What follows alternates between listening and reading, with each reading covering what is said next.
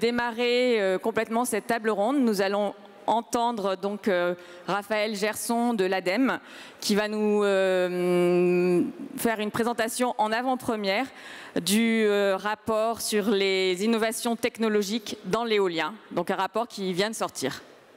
L'ADEME a publié hier 2 études. Alors je ne sais pas si les slides passent, je n'ai pas le talent de... Si. Voilà, donc 2 études qui confirment le potentiel de la filière éolienne. Une première étude qui dresse le bilan des retombées socio-économiques du soutien qui a été porté à la filière les 15 dernières années et les perspectives d'évolution. Je pense qu'on aura l'occasion d'en parler dans les différentes tables rondes aujourd'hui.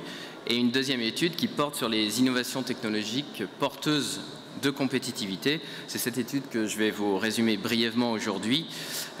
Les partenaires que je remercie sont dans la salle. Je pense à BVG Associates et Guillaume Simon qui est ici. Donc n'hésitez pas à les solliciter aujourd'hui pour de plus amples informations. Il y a également des synthèses qui sont disponibles en format papier dans la salle et en ligne très prochainement. Donc l'objectif de cette étude sur les innovations dans l'éolien était de dresser les perspectives des évolutions technologiques, des coûts et des opportunités industrielles dans l'éolien terrestre, en mer et flottant, en tenant compte des spécificités du contexte français.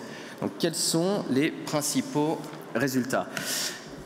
Premier résultat, c'est qu'il y a de la place, beaucoup de place pour l'innovation, même dans l'éolien terrestre, qui est la filière ENR la plus mature. 64 innovations ont été identifiées, donc 35 qui sont communes aux 3 secteurs. Donc M. Dixon parlait de ces synergies entre les filières. Elles existent bel et bien. 35 innovations sont communes à l'éolien terrestre, l'éolien en mer et l'éolien en mer flottant. Si ces innovations sont implémentées, elles pourront contribuer à une baisse très importante des coûts de production, puisque les LCOE pourront atteindre en 2030 47 € du mégawattheure pour l'éolien terrestre, entre 54 et 73 € du mégawattheure pour l'éolien en mer posé et entre 62 et 102 € du mégawattheure pour l'éolien en mer flottant. Donc on part plus haut, en particulier pour l'éolien en mer posé, que nos voisins nordiques. Ils ont des capex plus faibles et également une perception du risque et donc des taux d'actualisation plus faibles qui mènent à des LCOE plus faibles dès aujourd'hui. Mais le potentiel de baisse de coûts par l'innovation est très significatif dans notre contexte français et avec des perspectives de réduction de plus de 30% pour l'éolien terrestre et de plus de 60% pour l'éolien en mer. Donc à terme, en 2030, les niveaux de coûts atteints seront compétitifs sans mécanisme de soutien. Donc comment on y arrive? On voit que l'impact des innovations sur les coûts va varier en fonction de la maturité des filières. Que logiquement, pour l'éolien en mer, qu'il soit posé ou flottant, le potentiel de réduction des coûts par l'innovation est réparti sur l'ensemble des centres de coûts de façon globalement équilibrée. En revanche, pour l'éolien terrestre, qui est plus mature, le potentiel de réduction des coûts, lui, va se concentrer sur les 2 postes les plus importants en termes de réduction et d'impact sur la réduction des coûts, le poste des rotors et des nacelles. Donc je ne vais pas vous citer maintenant les 64 innovations, mais on peut mentionner toutes les innovations qui vont porter sur les matériaux composites des pales, sur le contrôle commande et de l'orientation des pales, et sur les innovations qui permettront d'augmenter la taille des rotors pour atteindre aujourd'hui 90, demain en 2030 120 mètres pour l'éolien terrestre et de 150 à 195 mètres pour l'éolien en mer.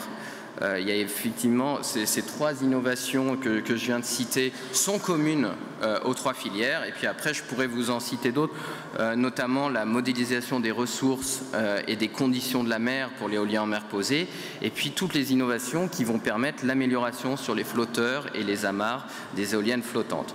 Donc l'ensemble de ces innovations va permettre d'allonger la durée des parcs de 20 ans aujourd'hui à 25 ans en 2020 et 30 ans en 2030 et d'augmenter le facteur de charge à plus de 30% sur l'éolien terrestre et à plus de 50% sur l'éolien en mer. Donc si vous combinez ça avec la baisse des WACC, et vous arrivez au LCOE que je vous ai cité précédemment et à cette baisse significative des coûts pour 2030. Donc l'enjeu pour développer ces innovations est davantage dans la mise en œuvre de ces innovations plutôt que dans leur développement en amont. La maturité technologique et commerciale des différentes innovations a été étudiée dans l'étude. Elle est globalement assez avancée. Donc l'enjeu est vraiment dans leur mise en œuvre. Et la France a des atouts certains pour y arriver.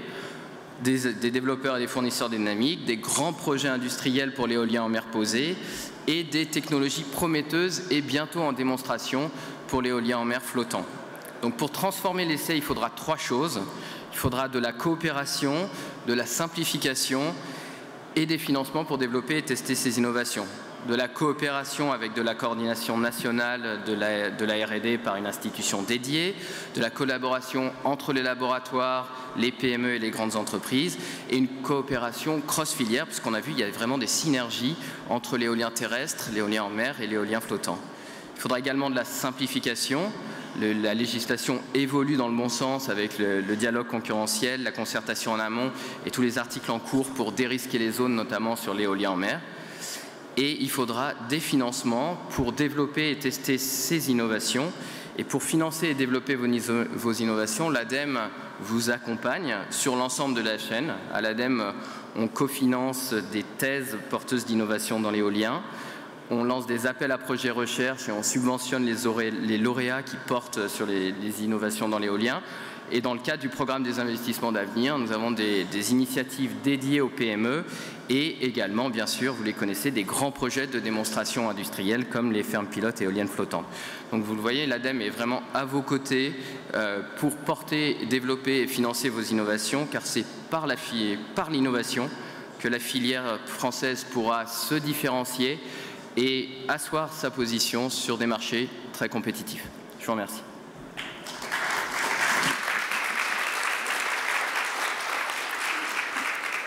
Merci Raphaël Gerson donc, pour ces présentations des innovations qui sont prometteuses pour l'éolien. Alors vous trouverez les détails dans le rapport de l'ADEME qui est disponible. Il est disponible en version papier, la synthèse aujourd'hui et en ligne très prochainement. Très bien, merci beaucoup. Alors pour commencer cette table ronde, j'invite à prendre la parole Paul Naud, qui est représentant de l'association Négawatt, qui a été fondée en 2001 et qui porte la démarche Négawatt et également un scénario de transition énergétique pour 2050. Et en préalable, Paul, je voulais vous demander qu'est-ce que vous pensez de ces baisses de coûts promises par, en tout cas prévues, envisagées par l'ADEME?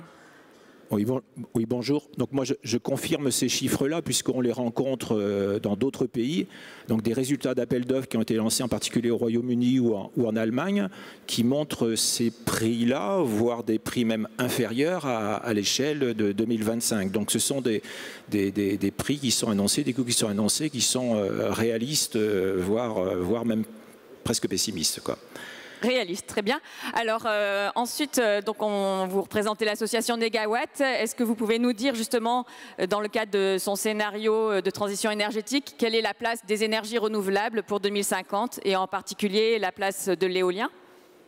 Alors, je vais commencer pour bien préciser ce que c'est le scénario Négawatt, parce que déjà, tout le monde ne le connaît peut-être pas. En tout cas, les adhérents de France Énergie Éolienne sont invités à une formation le mardi 17 octobre. Donc, ce que je ne pourrais pas dire aujourd'hui en quelques minutes pour être décrit un peu plus de manière un peu plus approfondie dans un mois. Donc, le mot négawatt, c'est le principe que le watt qui est le moins polluant, c'est celui qui n'a pas besoin d'être produit. Alors on devrait plutôt parler de wattheure que de watt. Donc l'association a été créée en 2001 par des professionnels de l'énergie qui étaient indignés, qui étaient motivés et qui ont voulu chercher à montrer qu'on pouvait faire une France 100% renouvelable en 2050. Enfin, c'était ça le cahier des charges. Donc c'est un scénario, donc c'est un chemin entre maintenant et 2050 pour comment passer à cette France 100% renouvelable en 2050.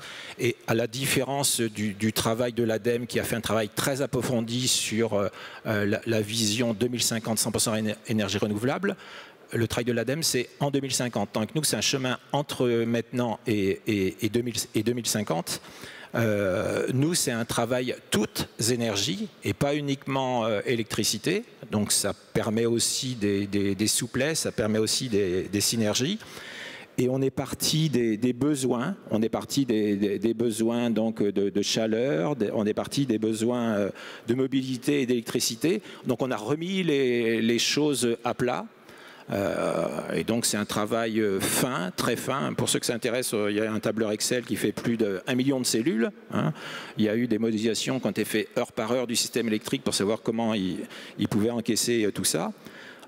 Autre élément important à retenir, c'est que on est parti de la généralisation des meilleures technologies disponibles aujourd'hui. Donc on n'est pas sur des hypothèses farfelues, on est là aussi dans du raisonnable et du réaliste.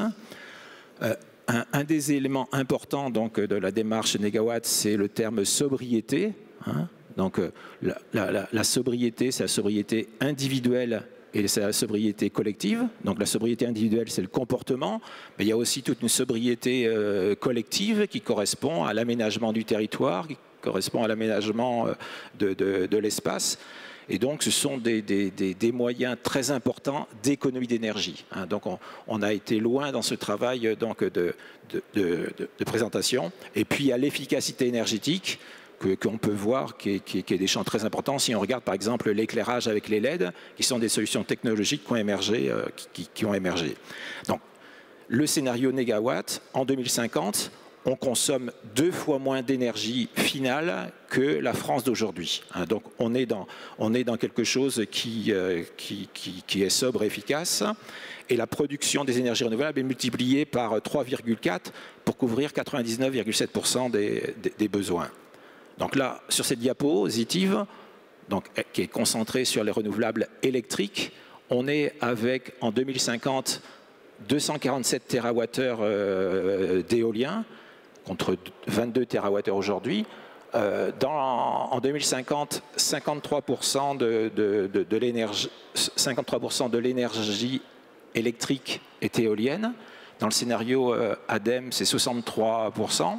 Donc nous, on est dans un mix avec de l'éolien, du photovoltaïque, de l'hydraulique.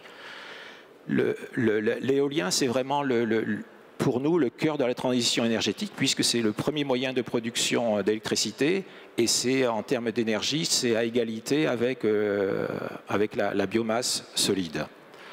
Alors, cette diapositive présente la répartition que nous, l'on voit en termes de différentes filières. Donc on a la première filière qui est la filière de l'éolien terrestre. Nous, on table sur 49 gigawatts en 2050. Globalement, c'est ce qu'il y a aujourd'hui en Allemagne. Donc on est sur quelque chose de réaliste. On est sur 11 gigawatts offshore posés, hein, donc c'est le terme qui est employé, et 17 gigawatts offshore flottants.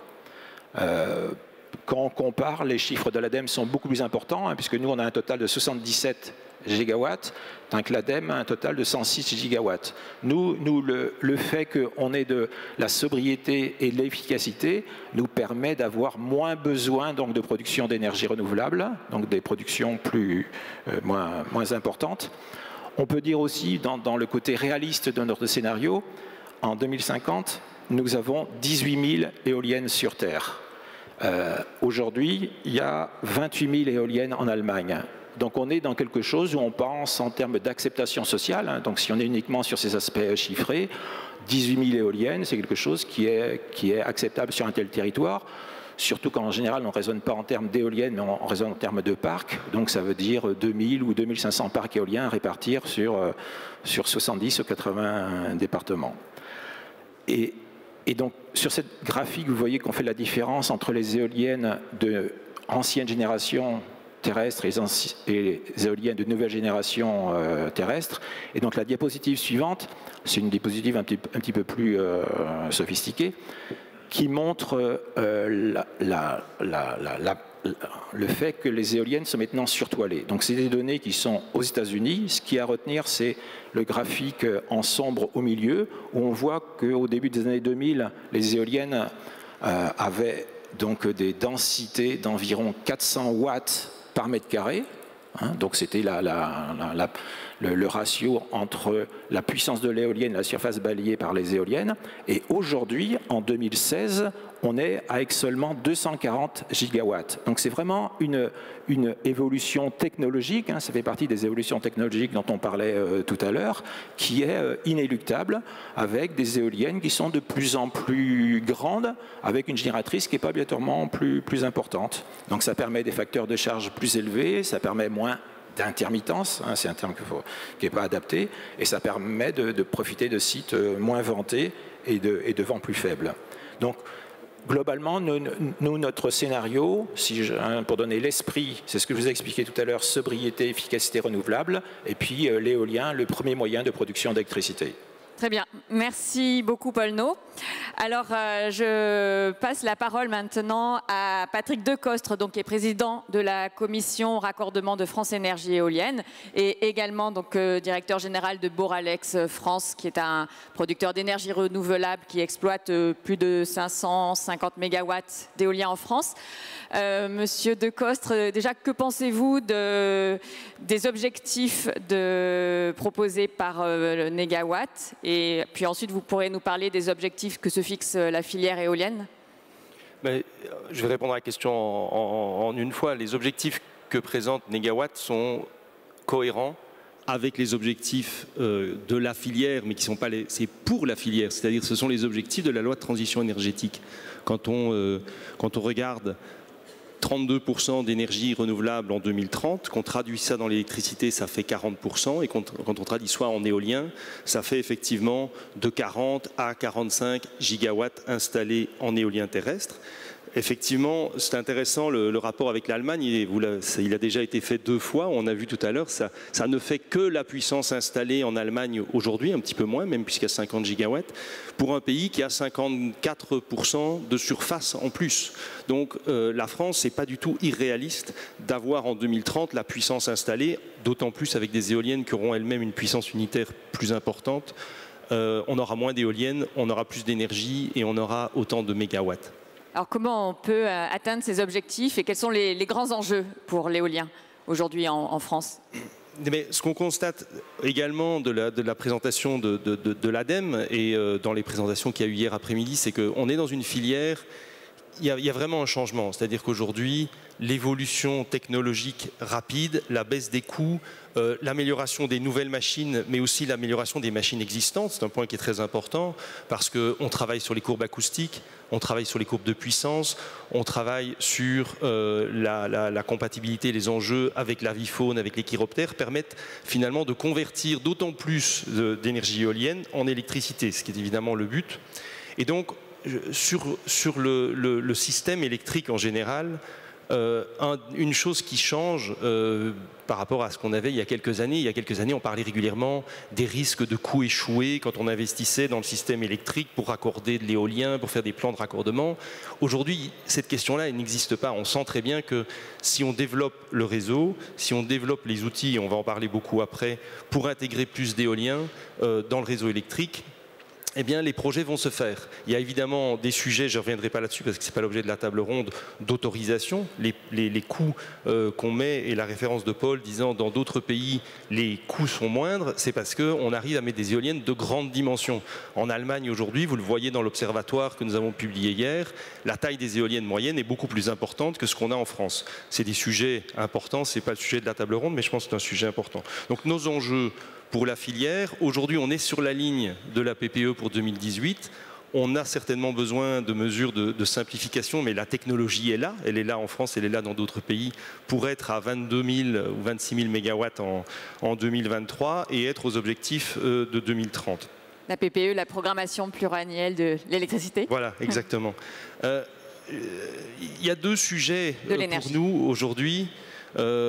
C'est d'une part l'aspect de développement de réseau. Je pense que on voit dans les zones comme les Hauts-de-France, comme Champagne-Ardenne, on est arrivé à un moment donné à une saturation du schéma S3R-ENR, donc du schéma régional de raccordement des énergies renouvelables.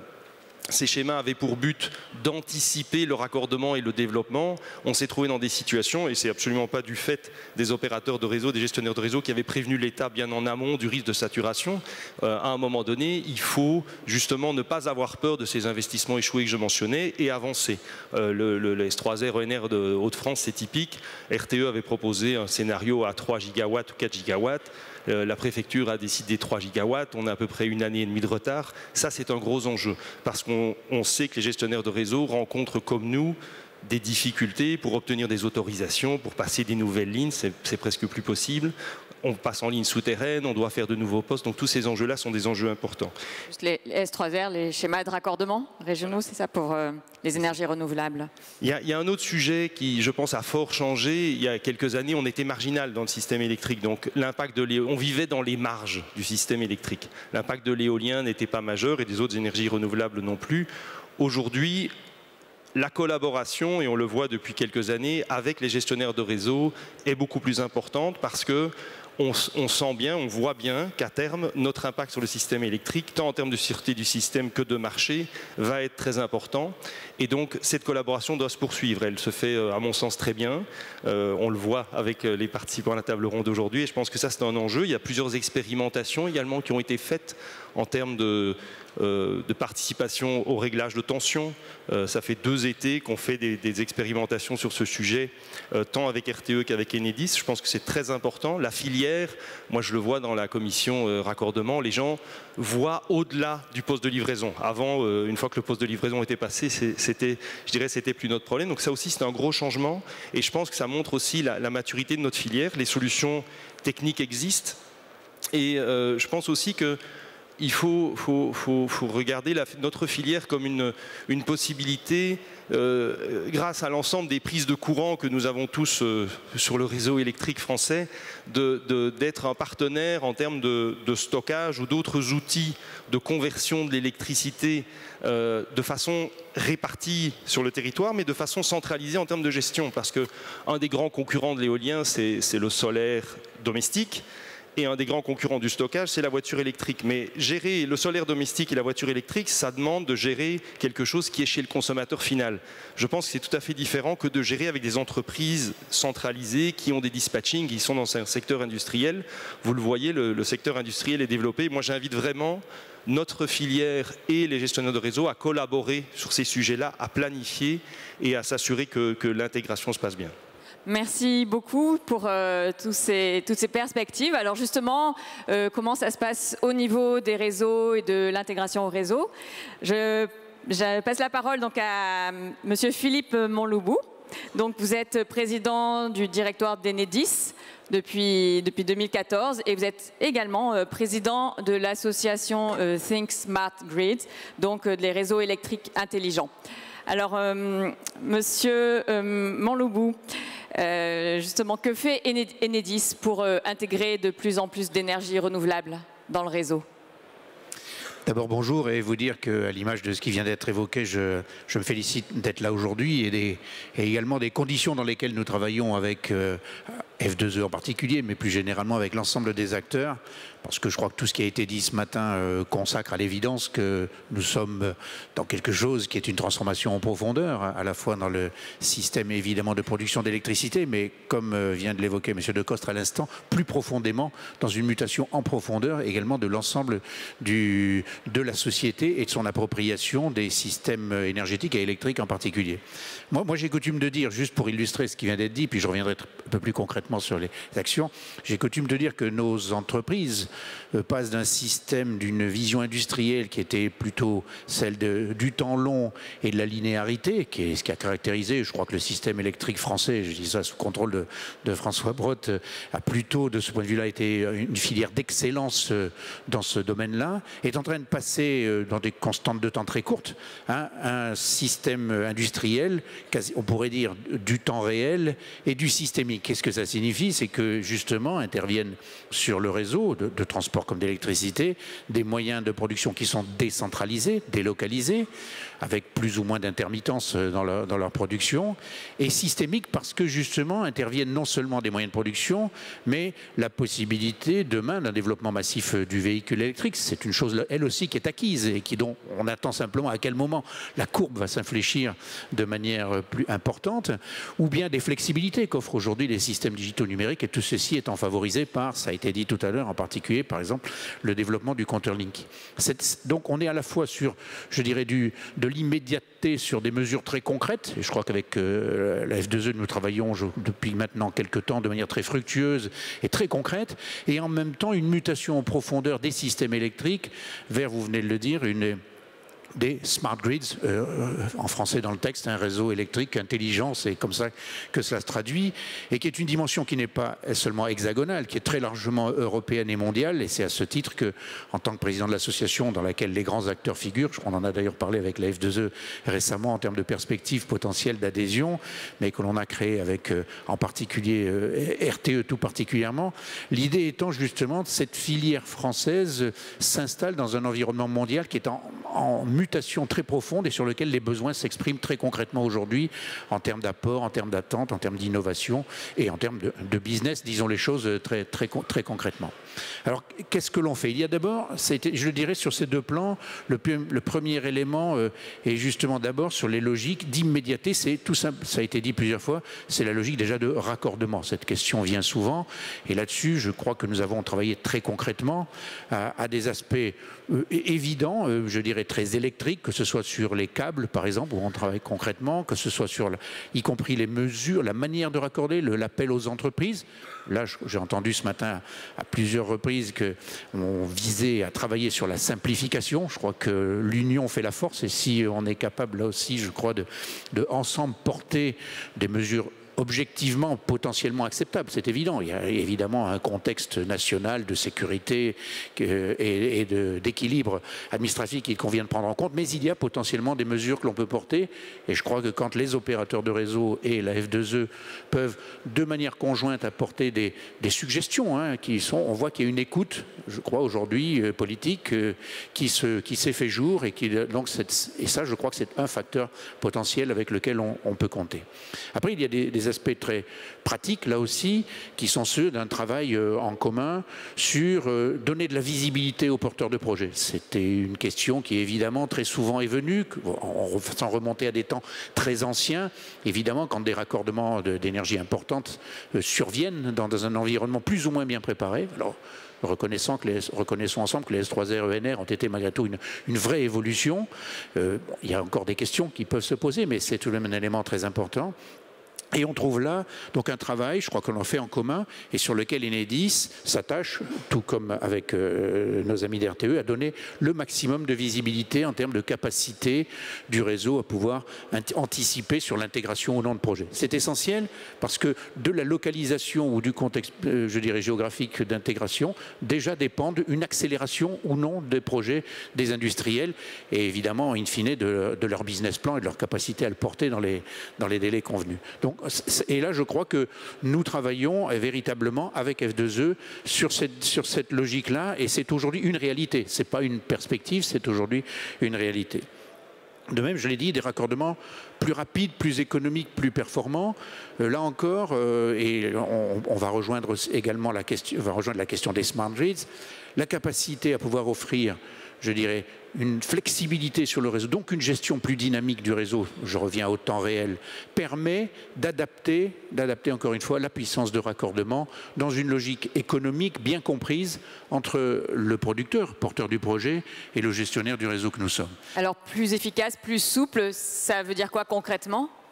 Concrètement, il y a aujourd'hui maintenant une offre qui est en cours de déploiement. J'ai eu l'occasion de rencontrer en Champagne-Ardenne, avec Hélène, que je vois dans la salle, un des membres, un des plus grands producteurs de la F2E, sur laquelle très concrètement, quand le producteur est capable de s'engager sur un écrêtement potentiel que l'on est capable de lui donner par une gestion dynamique de l'appel sur le réseau, on s'aperçoit que dans un certain nombre de cas, ça n'influe même pas sur le productible global du producteur, ou tout au moins ça peut être encadré, et ça permet de gérer, ça nous permet, grâce aux smart grids, grâce à la gestion temps réel et dynamique du réseau, toutes les contraintes qui existent de fait sur un réseau électrique, qu'elles viennent de la sécurité du système au sens RTE du terme, qu'elles viennent de la perspective de renforcement ou d'appel de puissance de la part des différents clients, que nous maîtrisons d'ailleurs de mieux en mieux grâce au déploiement du compteur Linky, parce que ces capteurs, justement, permettent d'avoir une vision et une gestion quasiment en temps réel, là encore, de l'équilibre production-consommation sur le réseau. Avec une compensation qui est prévue quand il y a des cas d'écrêtement comme ça ? Alors la compensation, elle non pas je dirais en échange monétaire, elle est plutôt dans l'investissement que fait le producteur. C'est-à-dire si on est capable de gérer d'un commun accord cet écrêtement potentiel, ça veut donc dire que le raccordement peut être fait de manière sur éventuellement un autre feeder ou un autre poste source, donc un raccordement potentiellement plus court, moins cher, et donc un raccordement potentiellement plus rapide également. Et donc l'intérêt se retrouve dans le modèle d'activité in fine du producteur qui y trouve son compte. Voilà quelque chose qui est passé du théorique, si je puis dire, à aujourd'hui une réalité, et je crois que les gains réels, sur le cas en tout cas que j'ai pu voir en in situ avec à la fois nos responsables territoriaux et les responsables producteurs d'F2E, est une réalité concrète aujourd'hui qui appelle à se développer. Donc plus de souplesse dans la gestion du réseau, et je crois que vous avez quelques exemples de projets assez innovants qui vont dans ce sens. Peut-être vous pouvez nous dire 2 mots sur le projet Smile. Voilà, alors là on rentre dans de ce que j'allais dire, toute cette phase-là du raccordement, on l'explore dans toutes ses dimensions. Et effectivement, le deuxième aspect que j'aborde au sens smart grids, réseau électrique intelligent, qui est la mutation industrielle également des opérateurs que nous sommes, au sens évolution du système électrique. Alors, on est sorti de la phase démonstrateur. Et grâce à Smile ou FlexGrid dans le sud de la France, qui sont des projets qui ont été initiés avec le concours de l'association Think Smart Grids, avec RTE en particulier, on a contribué à l'élaboration du cahier des charges pour que s'élabore à une maille véritablement géographique significative, région en l'occurrence, pour ce qui est du sud de la France, 2 régions pour ce qui concerne Smile, c'est-à-dire la région Bretagne et la région Pays de Loire. Et l'objectif ? Voilà, l'objectif est qu'à l'échelle d'un territoire, sur un projet réel, il y ait véritablement un réseau électrique intelligent qui soit en situation de pouvoir gérer l'ambition d'un territoire, la confronter au déploiement je crois que dans Smile, il doit y avoir plus de 250 projets, dont une grande majorité d'entre eux relèvent de production d'énergie renouvelable, mais aussi de développement de flexibilité, etc., de manière à ce que, avec les investissements, cette fois-ci véritablement industriels, consentis tant par RTE que par Enedis, pour notre part c'est grosso modo 21 millions d'euros sur Smile, nous puissions installer à la dimension industrielle des postes sources numérisés, des postes de transformation locaux numérisés, donc un certain nombre de tous les éléments qui permettent de disposer d'un réseau électrique intelligent et pouvoir installer le dialogue que j'évoquais tout à l'heure en temps réel, au sens du raccordement, mais pas seulement, au sens de la gestion quotidienne.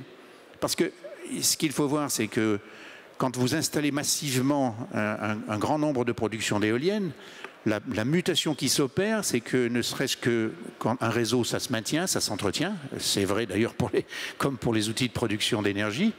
Ensuite, quand ces opérations de maintenance surviennent, comment les intègre-t-on au mieux avec la gestion du productible, la gestion contractuelle associée? Et ceci, grâce sur ce territoire, nous sommes capables de le développer en temps réel et de manière industrielle.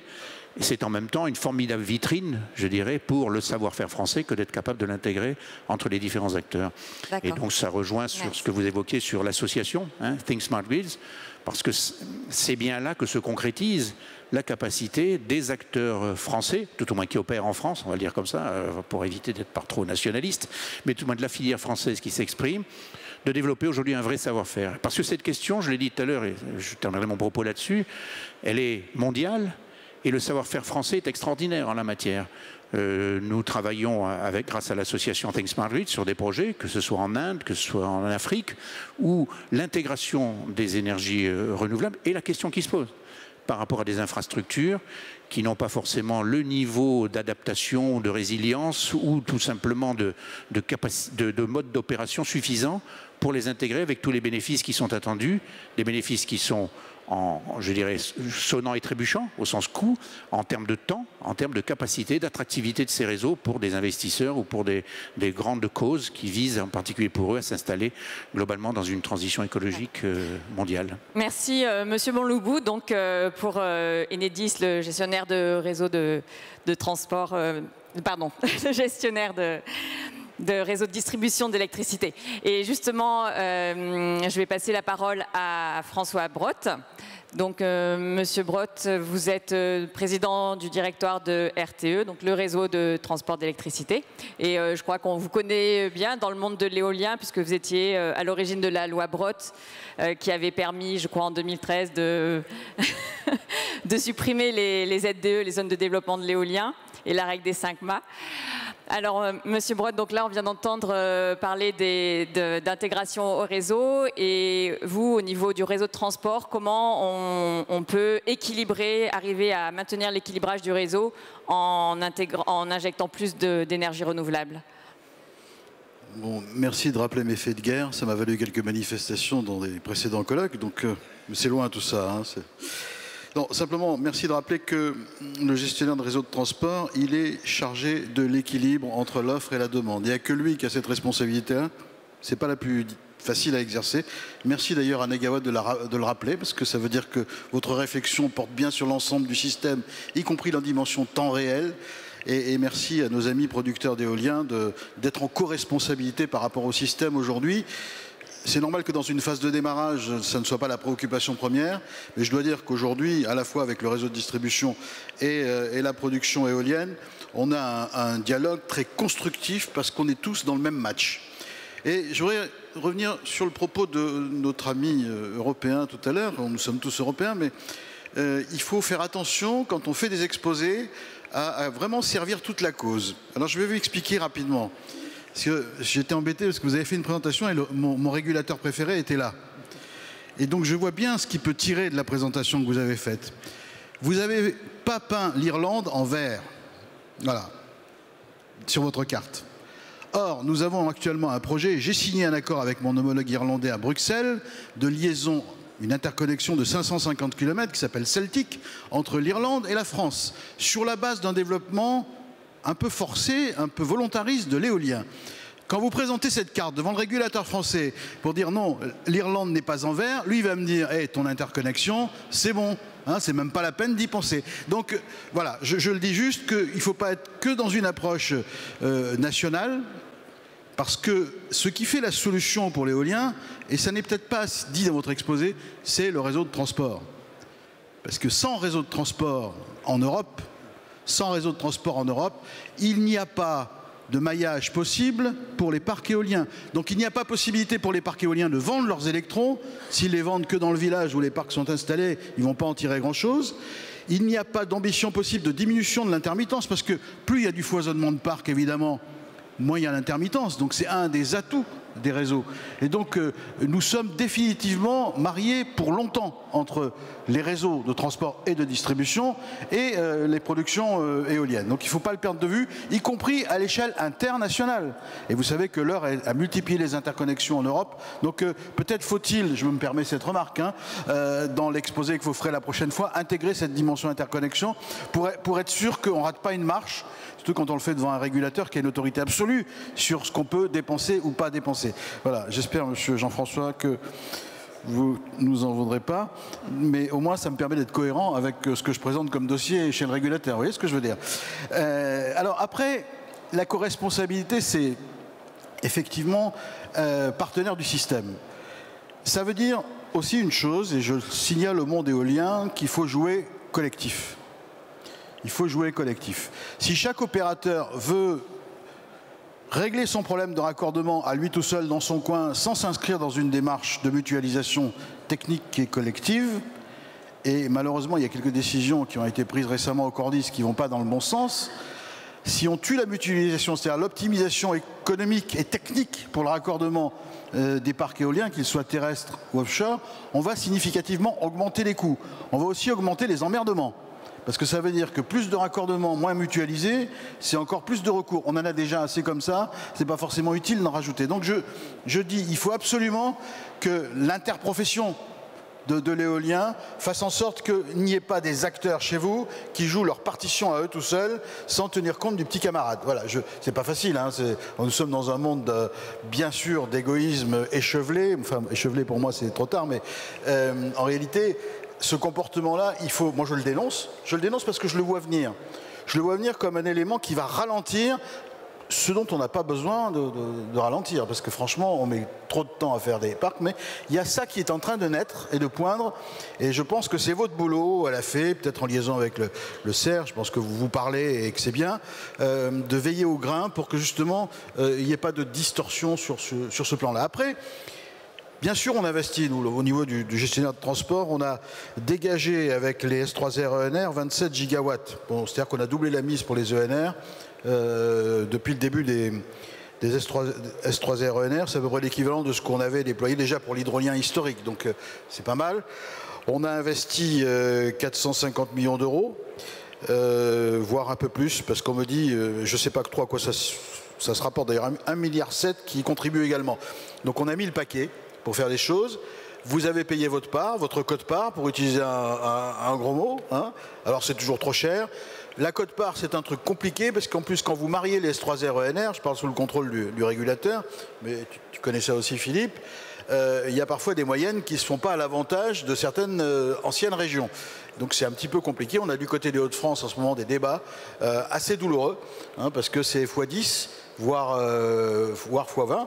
Et ça devient très compliqué. Donc là, il y a un petit ajustement financier et réglementaire pour qu'on ne décourage pas des projets qui étaient dans une économie donnée et qui d'un coup changent d'échelle et changent de prix et risquent d'être plombés avant même de démarrer. La participation au système, ça a été évoqué par Philippe Montloubou.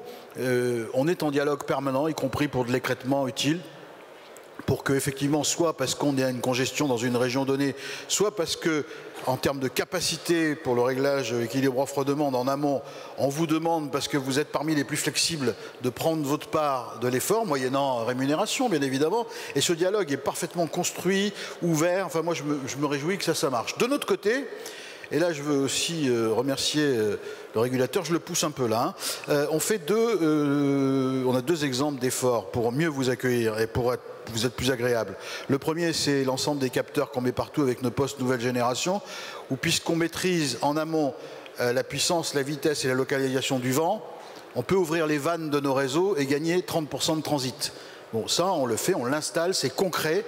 Ça nécessite de, finalement, mettre des investissements sur le numérique, plus qu'on en mettait sur les infrastructures avant, au service des ENR intermittentes. Et le deuxième sujet, et encore une fois, je veux vraiment ici publiquement remercier l'écoute du président de la CRE sur cette question, c'est le déploiement de ce que nous on appelle Ringo. On a déposé le nom, donc ne le réutilisez pas, même si Ringo Starr a trouvé que c'était un abus et qu'il fallait qu'on lui paye des droits. Mais enfin, on lui a dit qu'il y en a d'autres que lui qui s'appelaient Ringo quand même. Alors qu'est-ce que c'est Ringo? Alors Ringo, c'est un batteur. Et vous savez, l'électricité, c'est un peu compliqué. C'est à la fois l'énergie, la puissance, la fréquence et la tension. Et l'éolien, le solaire, le nucléaire, le thermique, je ne dis pas de gros mots, je cite un certain nombre de productions, ne rendent pas exactement les mêmes services à l'une ou l'autre de ces composantes. Et celui qui est chargé de l'équilibre offre-demande, il faut que la fréquence soit constante, il faut que la tension soit réglée pour que ceux qu'on dessert en matière de consommation y trouvent leur compte. Bref, tout ça, c'est une exigence compliquée. Et plus vous avez des acteurs différents en production, plus vous êtes obligé de faire des acrobaties pour remettre tout ça d'aplomb.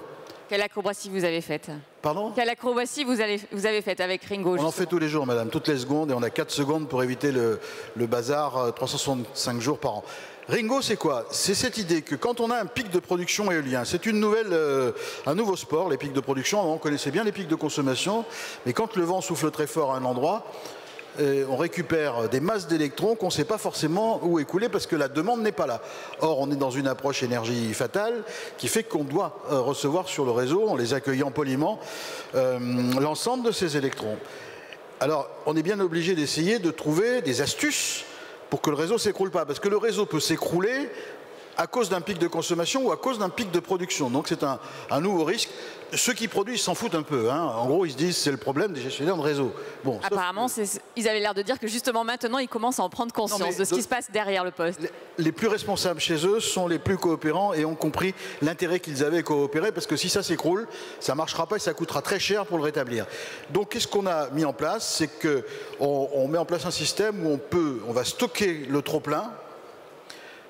Et au moment où on stockera le trop-plein à un endroit, on déstockera le même volume à un autre endroit. Puisque nous, on n'a pas le droit, c'est interdit par les règlements, et moi je vais aller en prison. Il a un pouvoir absolu de vie et de mort sur moi, le régulateur. Monsieur Carinco veille. Monsieur Carinco, si jamais je perturbe le marché et que je me mets à stocker quelque chose comme gestionnaire de réseau, alors qu'il y a les producteurs et les consommateurs qui doivent être dans une fluidité de relation sans que nous on intervienne, là je ne pourrais pas. Mais stocker à un moment et déstocker la même chose en même temps, ça nous permet de faire ce qu'on appelle nous une ligne virtuelle, c'est-à-dire qu'en gros, plutôt que de construire une nouvelle ligne pour évacuer le trop-plein, on utilise ce système de vases communicants, ce qui est quand même plus rapide à mettre en œuvre qu'une infrastructure et qui à la sortie coûte moins cher. Donc vous voyez qu'entre nos capteurs, entre cet exemple-là, leur coopération pour effectivement permettre une adaptation en temps réel de l'avènement de ces productions qui sont massives aujourd'hui, on fait des efforts conjoints pour réussir cette transformation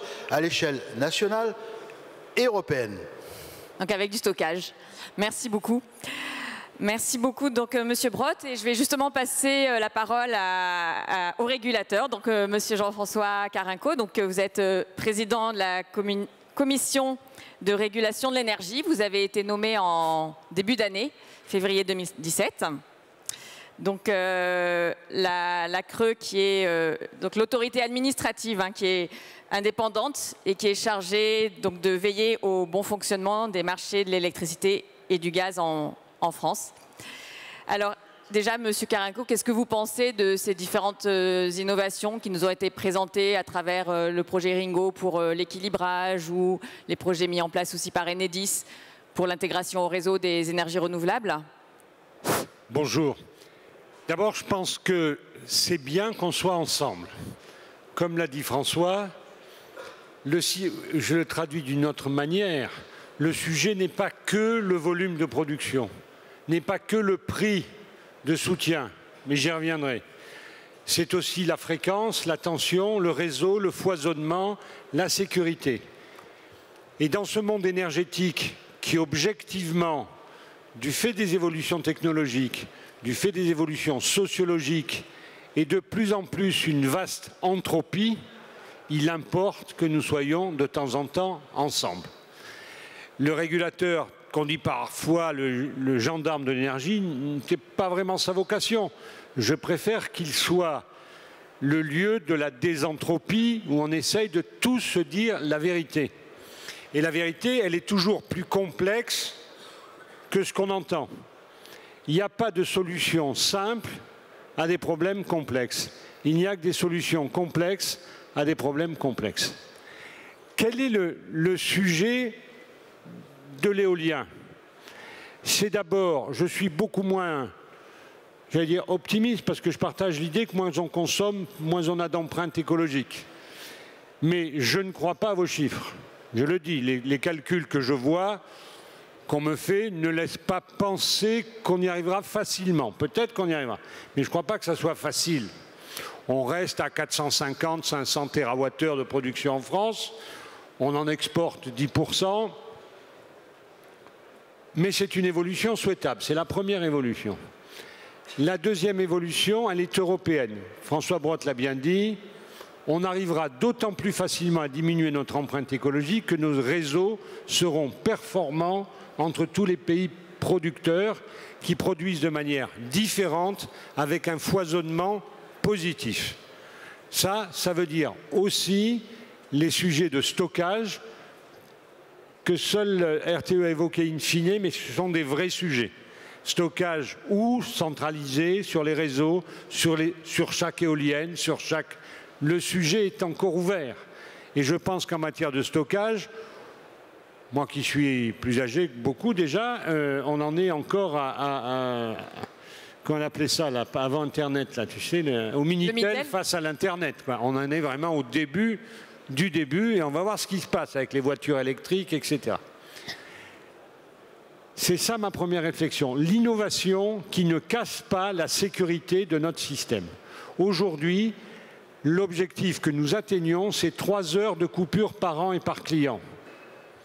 Il y a des gens dans le monde qui essayent d'avoir 3 jours d'électricité par an. Hein? Donc, il faut l'avoir en tête. D'abord, être ensemble, c'est d'abord ce que j'entends.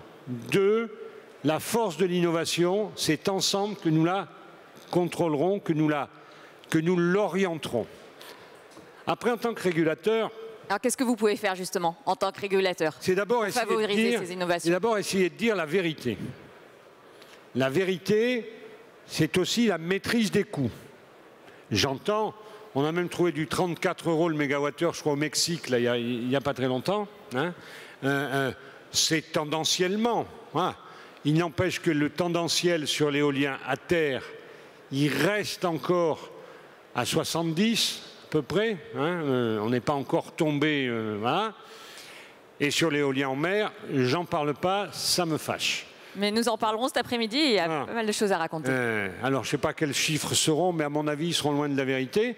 On ne va pas planter RTE juste pour ça, quoi. Voilà. Il y a aussi des sécurités, il y a des... Donc, se dire la vérité sur les coûts. Se dire la vérité sur le pourquoi de ces coûts qui ne baissent pas assez. Et donc, sur l'acceptabilité. Moi qui étais préfet de Lyon, je vais vous dire que pour mettre 5 malheureuses éoliennes sur les monts d'Ardèche, c'est quelque chose. Hein. Donc il faut se dire la vérité sur nos procédures, sur notre, entre guillemets, démocratie environnementale, voilà, qui est compliquée à faire passer. Hein. Voilà. Vous les mettez à 20 km en mer, on vous dit c'est pas possible, il faut 25 km. Vous mettez à... ça va jamais, ça va jamais. Et la vérité, c'est que ce n'est pas l'armée qui a changé, c'est les éoliennes qui ont changé. Elles sont plus hautes, les pales sont plus longues, les règles militaires, c'est les mêmes.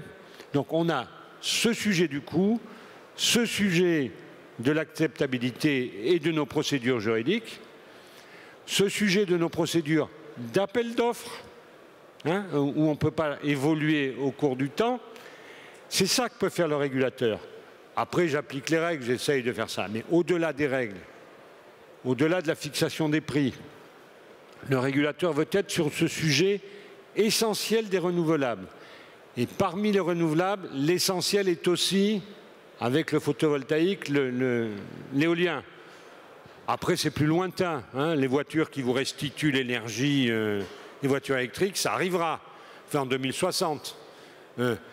Ce que fait mon voisin de gauche, là, je ne sais pas si c'est lui, avec Jupiter 1000. Dont nous allons parler maintenant. Hein, avec Jupiter 1000, c'est super. Pas tout de suite, c'est encore un peu cher. Donc, vous faites des commentaires avant même de l'avoir entendu. On va l'écouter. Mais je suis très content. J'ai d'ailleurs... On va l'écouter. Un des rôles du régulateur, c'est d'autoriser les expériences, d'autoriser l'innovation, d'autoriser le financement de la recherche, on vient de le faire chez EDF, par les coûts de réseau, parce qu'à la fin, c'est juste le consommateur qui paye. Et dernier point, et je m'arrête, dans la vérité, c'est qu'aujourd'hui, les coûts, ce n'est pas les coûts de production. Si ça coûte 100 balles, il y en a un petit tiers sur la production, et les 2 autres gros tiers se partagent entre les impôts de taxes divers et les réseaux. Donc, il faut bien faire attention. Ce n'est pas parce que vous aurez baissé les coûts, pas faire croire aux gens que les coûts de production baissent, que ça va faire baisser les coûts de l'énergie pour le consommateur. Ne pas faire croire que la concurrence entre les diffuseurs fait largement baisser les coûts pour les consommateurs. Depuis qu'il y a de la concurrence, qui par ailleurs favorise l'innovation, c'est un autre sujet, les coûts pour Papy Mougeot et Madame Michu, en 10 ans, ils ont pris 40%. Hein, voilà. Alors, sur les coûts, peut-être. C'est mon rôle. Ouais, sur les coûts, peut-être qu'après, je demanderai aux personnes ici présentes et à M. Decostre de réagir, mais en fait, les coûts sont aussi dépendants des circonstances qui les favorisent, quels que soient les pays. Chaque pays a des conditions de... Quels coûts? Les coûts de production, les coûts de réseau, les coûts des impôts et taxes. Mais ça serait intéressant si vous assistez à la table ronde offshore éolien en mer cet après-midi, où justement cette question des coûts va être abordée, avec notamment un exploitant qui a eu ce fameux appel d'offres sans subvention en Allemagne, mais il va expliquer les raisons qu'il explique en Allemagne, qui sont propres à l'Allemagne. C'est intéressant d'entendre ça aussi. Alors, je vais passer la parole à Thierry Trouvé, qui est le directeur général de GRT Gaz, donc le gestionnaire de réseau de transport de gaz, qui a été créé en 2005. Donc, vous, justement, sur les expérimentations menées par GRT Gaz pour intégrer davantage d'énergie renouvelable, vous pouvez nous en dire quelques mots? Oui, alors avant de parler de Jupiter 1000 et de cette expérimentation que nous menons à Fos-sur-Mer, je voudrais d'abord remercier France Énergie Éolienne et son président Olivier Perrault de m'avoir invité aujourd'hui, parce que je vais essayer de vous montrer pourquoi diable un gazier est aujourd'hui à cette table. Et j'ai bien entendu ce qu'a dit François Brottes tout à l'heure et Jean-François Carinco, la problématique du stockage, surtout dans les scénarios qu'on a vus de développement de l'éolien des énergies renouvelables, est un vrai sujet pour l'équilibre du système énergétique et notamment électrique. Et aujourd'hui, on n'a pas encore trouvé la bonne solution. Alors ce que je voudrais partager avec vous, c'est l'idée qu'au fond, cette solution, une solution, je n'ai pas l'ambition de dire la solution, elle est aujourd'hui déjà existante sous nos pieds. Et comment on fait ça? Eh bien, il suffit, je dirais, de dézoomer un petit peu. Si on regarde que le système électrique, on n'a pas aujourd'hui de solution. Si on dézoome un petit peu et qu'on regarde l'écosystème, un autre écosystème énergétique connexe, proche, on se rend compte qu'on a une solution, et cet écosystème, c'est celui du gaz. Pourquoi ça? Parce que le gaz, aujourd'hui, c'est déjà stocké un tiers de la consommation annuelle française de gaz, ou un tiers de la consommation électrique de gaz, puisque c'est la même quantité d'énergie, un tiers de la consommation sur plusieurs mois. Mais aussi parce que le système gazier a une capacité de flexibilité et de modulation en puissance qui est extrêmement importante. Entre une journée creuse et une journée de pointe, le rapport de puissance c'est de 1 à 8, voire de 1 à 10. Je vais prendre un autre exemple pour illustrer mon propos. Si vous prenez un terminal méthanier en France qui fonctionne à 1/4 de sa puissance, le monter à 3/4 de sa puissance, ça prend 1 heure, et on injecte sur le réseau, à cet instant-là, en 1 heure, 10 gigawatts de plus. Donc voilà, il y a des caractéristiques que le système gazier sait gérer et qui sont très utiles, qui seraient très utiles au système électrique. Alors comment faire? Ben, je dirais c'est simple, il faut réussir à coupler de manière intelligente et plus forte qu'aujourd'hui le système électrique et le système gazier, et à ce moment-là, on trouve des solutions intéressantes qui viendront en complément des autres solutions technologiques et des solutions qui ont été évoquées tout à l'heure. Alors, premier élément, mais cela tout le monde le connaît aujourd'hui, ce sont les cycles combinés gaz. Les cycles combinés gaz, ben, le jour où il n'y a pas de vent, le jour où il fait nuit, c'est quand même bien utile. Et c'est pas François Brottes qui me démentira en disant que l'hiver dernier, heureusement qu'ils étaient là pour tenir le système électrique, enfin pour participer à tenir le système électrique.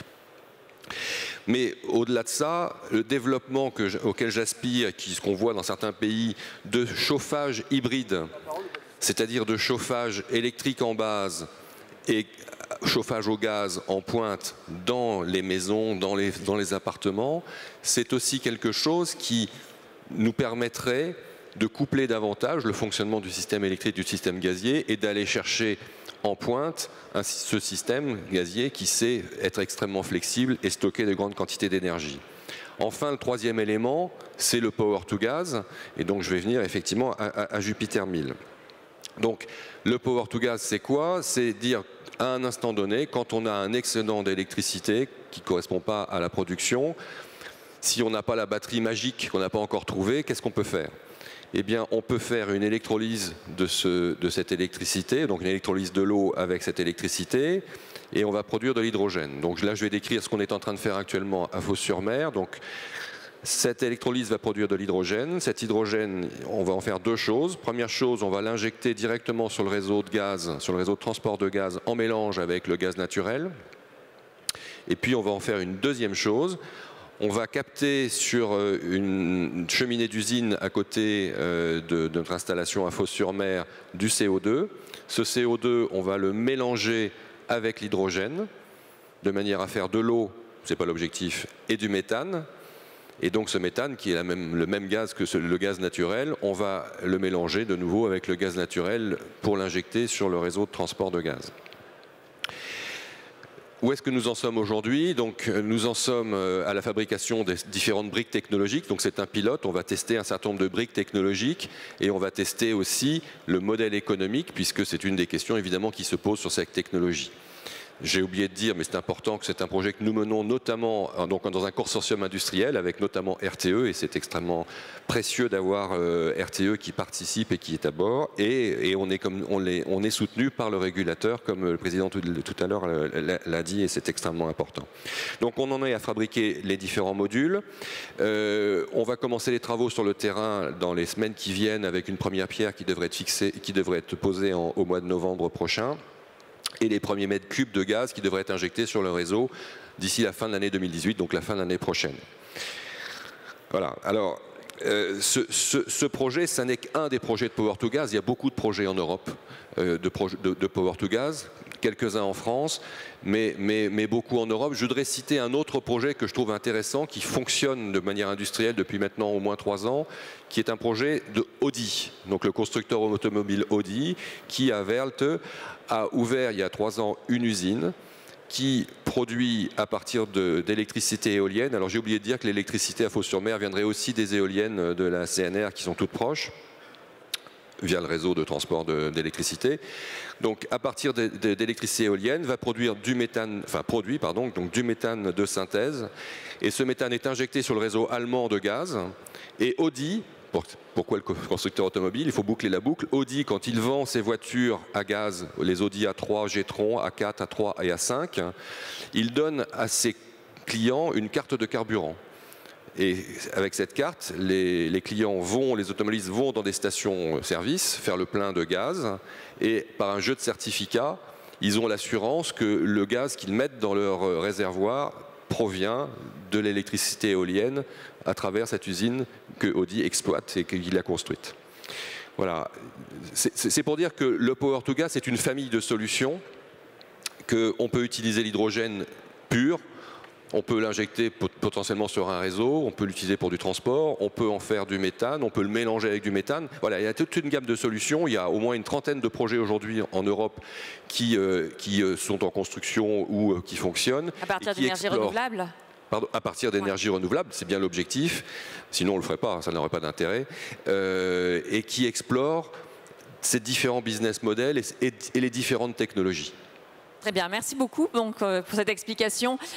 Monsieur Trouvé, je crois que, alors peut-être nous allons refaire un petit tour de table. Monsieur Brod, vous êtes avec RTE partenaire du projet Ringo, non? Vous avez peut-être on est modestement un petit mot à dire. Mais enfin, on est partenaire parce qu'on y croit et parce qu'effectivement le gaz et l'électricité se marient pour réussir la transition énergétique. Je pense que l'avènement des éoliennes prolonge la vie du gaz. Donc tout ça montre que ce monde de transition et de mutation qui s'accélère a besoin de tout le monde. Et c'est ces complémentarités-là les plus intelligentes possibles qui vont nous donner la possibilité d'être très allants.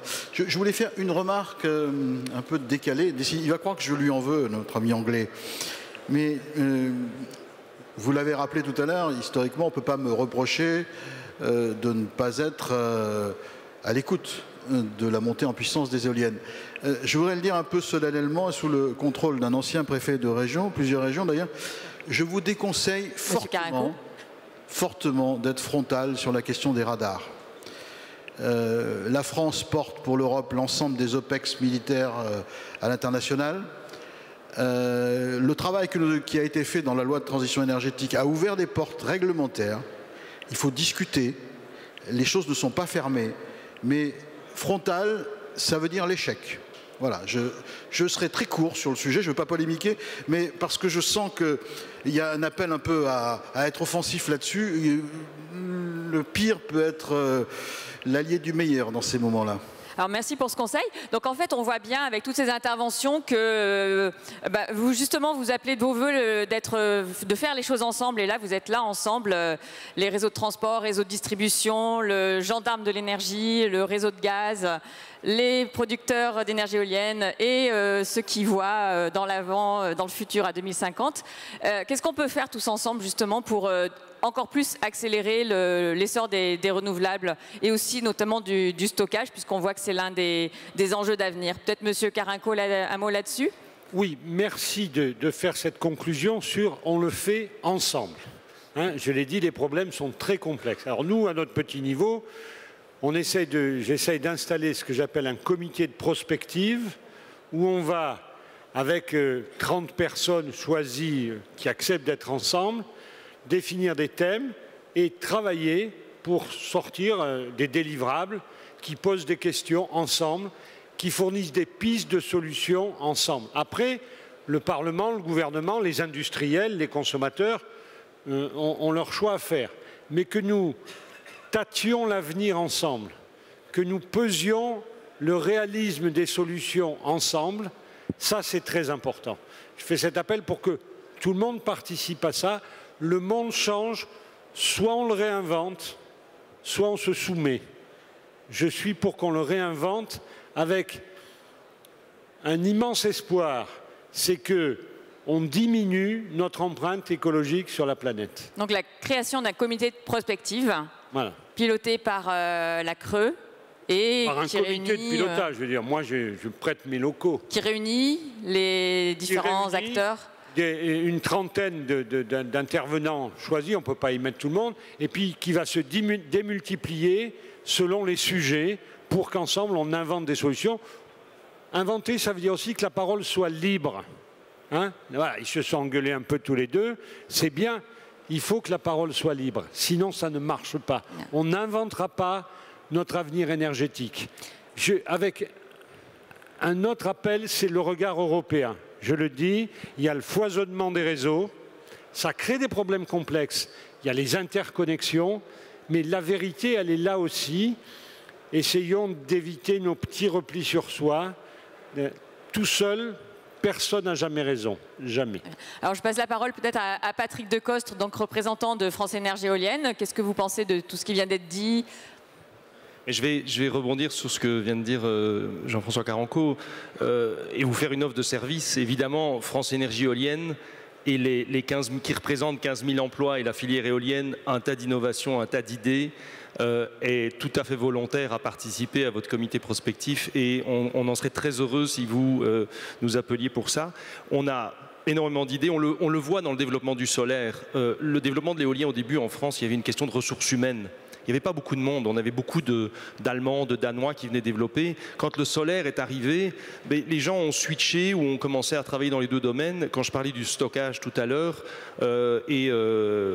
j'ai noté quand la référence à Ringo Starr était faite, les Beatles, ils n'étaient pas seuls, ils étaient plusieurs et je pense qu'ils ont fait des duos avec d'autres groupes. Donc nous, on est tout à fait prêts à être un des Beatles de votre équipe et je pense que, sans plaisanter, c'est très très important. Je voudrais aussi revenir peut-être sur les coûts. Vous l'avez évoqué, mais quand on compare des éoliennes, aujourd'hui en Allemagne se développent des éoliennes qui font 150 mètres de diamètre et 225 mètres en bout de pale. 150 mètres au carré, ça fait 225 000 mètres carrés sauf erreur, quand en France, on demande aux fournisseurs de continuer de nous fournir des éoliennes de 90 mètres alors que ce n'est plus leur produit phare, ce n'est plus le produit sur lequel ils investissent en recherche et développement. Donc ça c'est très important. Vous me permettez là-dessus, on a un problème. Travailler sur les coûts. On a un problème juridique. On ne peut pas avec les délais, on a un problème de délai, de recours environnementaux et de procédure d'appel d'offres. On est toujours, au moment où vous commencez les travaux, sur des technologies 6-10 ans avant. Ben voilà une partie de l'explication des coûts. Je sais et je suis très heureux que le régulateur va maintenant porter le message de la filière éolienne de dire libérer les hauteurs de machines, libérer les tailles de machines pour réduire les coûts, ce sera bon. Voilà, donc ça c'est excellent comme situation. Donc travaillons ensemble comme vous l'avez dit et puis on fera, je ne sais pas si c'est Yellow Submarine ou quelque chose d'autre, mais on peut faire des choses intéressantes. Juste, pardon, je m'impose dans le débat, excusez-moi. J'étais à Tallinn hier, en Estonie. Le commissaire Cagnette était là, le rapporteur de la commission ITRE qui traite du Winter Package qui va vous intéresser aussi, la filière éolienne, était là aussi, je l'ai rencontré. J'ai rencontré aussi le rapporteur du texte et le président de la commission. On a une conjonction astrale en France, je le dis, qui est exceptionnelle. Un régulateur qui fait de la régulation par anticipation et non pas par réaction, ça existe nulle part ailleurs. Nulle part ailleurs. Cette idée qu'il faut se parler pour définir un futur qui serait un peu plus facilitateur que ça n'est le cas, ça n'existe nulle part ailleurs, je l'ai mesuré. Donc cette avance-là, il faut aussi qu'on la revendique, qu'on la force, qu'on en profite. On a une fenêtre, ça peut même être une porte-fenêtre. Moi, je me félicite de ça et c'est vrai que le climat global entre nous tous, grâce à cette ouverture, c'est un événement majeur. Il faut le mesurer quand on tourne un peu en Europe. On a cette chance, profitons-en. Merci. Et peut-être concernant... Oui, Je voudrais profiter de la présence de Thierry Trouvé pour lui poser une question beaucoup plus, on va dire, technologique.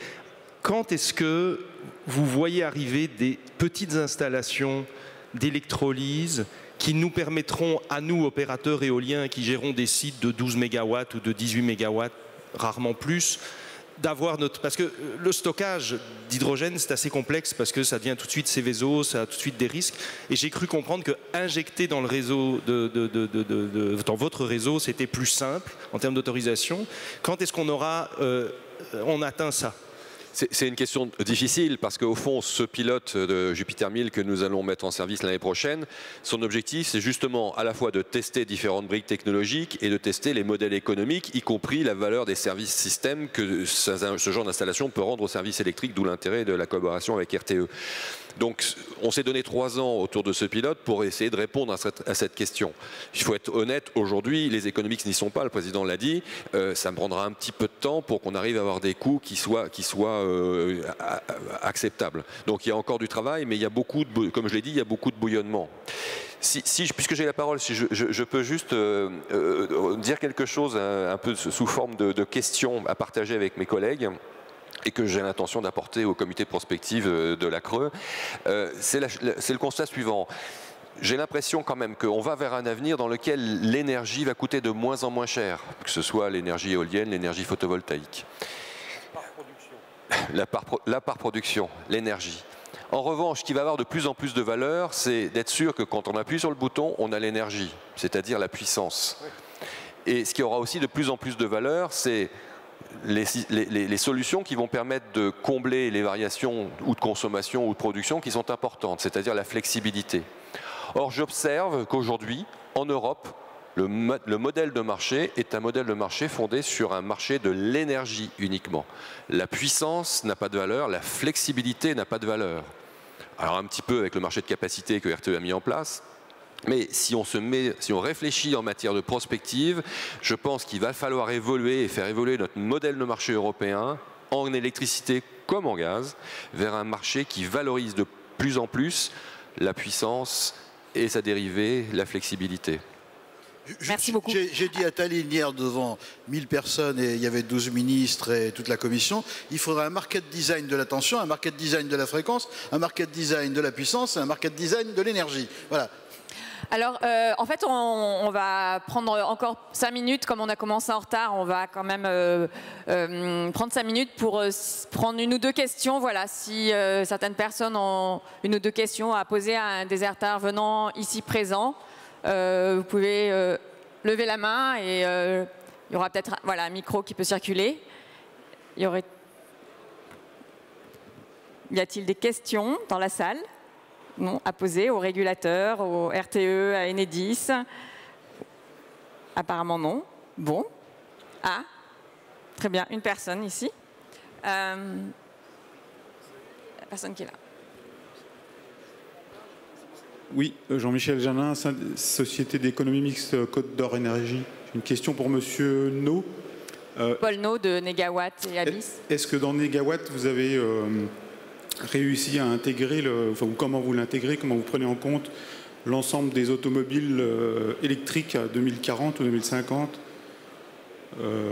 Est-ce qu'on peut éviter de reconstruire des tranches nucléaires pour faire rouler tout le monde à l'électricité? Alors nous, dans le scénario Négawatt, on n'est pas beaucoup véhicules électriques. on est sur un système avec beaucoup de gaz renouvelables, hein, parce que la première source d'énergie dans le scénario négawatt, c'est la biomasse solide, ensuite c'est l'éolien, et ensuite photovoltaïque, et ensuite le biogaz. Et donc on a alors je dirais un chiffre de mémoire, mais je crois que les véhicules électriques, même dans une hypothèse d'un grand développement, c'est pas plus de 25 TWh en France. Donc nous c'est quelque chose qui n'a pas un impact fort.